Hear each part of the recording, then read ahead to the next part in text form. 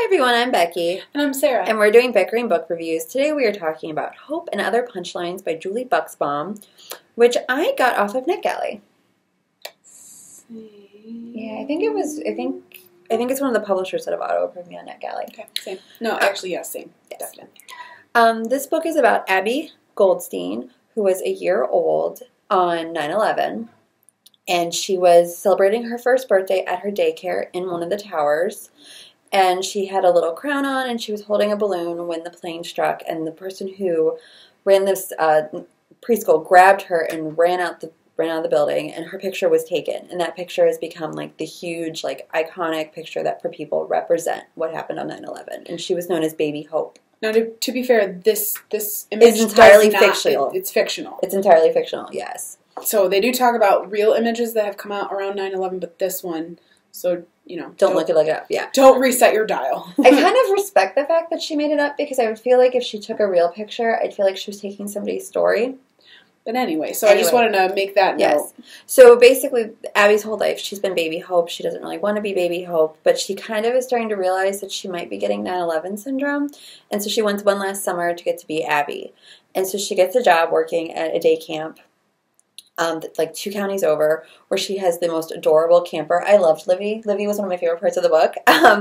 And she meets a boy there whose name is Noah, who recognizes her immediately as Baby Hope, and he basically wants to investigate the photograph for his own reasons. I'm not going to say why, because it's a spoiler.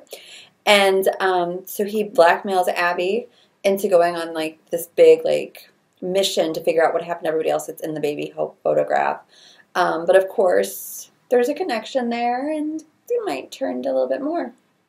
Of course. Of course. So I guess kind of listening to you talk about it, I think the most kind of interesting part of this book for me, because I really did enjoy it, the most interesting part of me is that Abby and Baby Hope were like 2 separate things, because Baby Hope is a symbol, but people are still holding Abby as this symbol, and so she's got to take on all of this grief from all of these different people. And, like, what do you do with that? You know what I mean? Like, you can't just be like, get away. So, I mean, that was... The way you say it like that, it kind of reminds me of what we said when we read Shout and what Laurie Halse Anderson went through after writing Speak. Yeah. Yeah, and I think that it's actually kind of interesting. I didn't even think of that until just, like, what you were saying.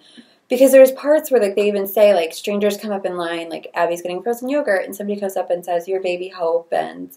like, you mean so much to me, and hug her, and she's just, "Oh, thank you," and hugs them, and, like, goes on with her life, and people are even like, "How do you do that?" And she's like, "It's what I have to do." And it also kind of plays into the survivor's guilt. Like, this book talks a lot about, like, her parents and their whole relationship and their whole existence after 9/11, because they had been supposed to be in the towers, but they had gone to get pumpkin spice lattes. And so, but I mean, that's like a really realistic thing. Well, no, and I mean, they definitely talk about the before and after 9/11, and I think that is kind of true, just in my experience as a country. Like, there was before 9/11, then there was after. Yes. But I think this book kind of puts a finer point on it, and I mean, because they were directly impacted, so it's, I mean, it's times 10, you know what I mean? And it feels like it's such an honest portrayal of loss and, like, having to deal with this stuff. And everybody, because there is a real town, did they say New Jersey, where a lot of people died that day. So, and I thought that was, like, it was horrifying. The book she references at the end. Yeah. Yes. It was horrifying and fascinating as far as, I mean, you've got whole floors of these buildings decimated. So you've got companies who have, like, maybe a handful of people still working for that company. Well, and they even say Abby's father got, like, a huge promotion because he wasn't in the building. And, like, that is just, like I said, it's horrifying, but it's fascinating, and it's kind of like this, it's shining a light on something that had always been true, but you never thought about it.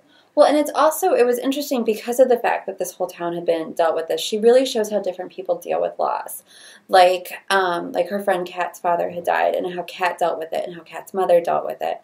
And they talk about all the funerals that Abby's parents went to, and that they had to buy bulk flowers. Well, it was not grievance cards, like sorry for your loss cards at Costco, because they just, but I also thought that she did it in a way that it was very realistic coming from a 16 and a 15-year-old. Because I've talked to kids who are like 13, 14 years old, and they're like, we just learned about this in school. I didn't know about it. And to us, that's unbelievable because it changed our lives. Yeah. Like you were saying, you used to be able to go to Canada without a passport. Right. That kind of stuff. It just like, and they're like, what do you mean? So, but just all these little things changed. And I think that she wrote this book that's so accessible to teens. So, and I think there's like a strong narrative related to 9/11, but also I think that the characters could stand on their own too. Yes. Because there's like, you could slot them into any kind of search for people in a photo for whatever reason, and it would still work because the characters are so strong. Well, plus Abby's going through this thing where she knows she's sick, and that could be, you could do that anyway. And she knows she's sick and she's trying to hide that, but she's trying to like get past that. And she's dealing with the fact that her friend just cut her off, and she's trying to make new friends, and she's having a summer. So it is just like a regular teen realistic fiction. And I'm going to give another shout out because I love Camper Livy. Camper Livy was so cute. I like keep remembering Noah's best friend. Yes, Noah's best friend was fabulous. Noah's best friend, who had a crush on a guy at work who has a tattoo of a mermaid that is topless, and so he's trying to figure out if he's a potential and they keep romantic saying interest. And it's adorable. He wants to make out in the frozen food section by the fish sticks? By the fish sticks. And they keep saying, we could think of more romantic places in the grocery store. But no, it came together, and I just really enjoyed it, and I enjoyed the characters, and her Tell Me Three Things was one of my favorite books of that year, and her second book was, and I can't remember its name right now, which is horrible. I wasn't a fan of it. I liked it, but not anywhere near as much. But this to me was as good as Tell Me Three Things. Yeah, it was really good. We should rate it. Okay. So our rating system starts at the top with 5 unicorns. We get on to 2 unicorns. If we don't like it, it's a horse.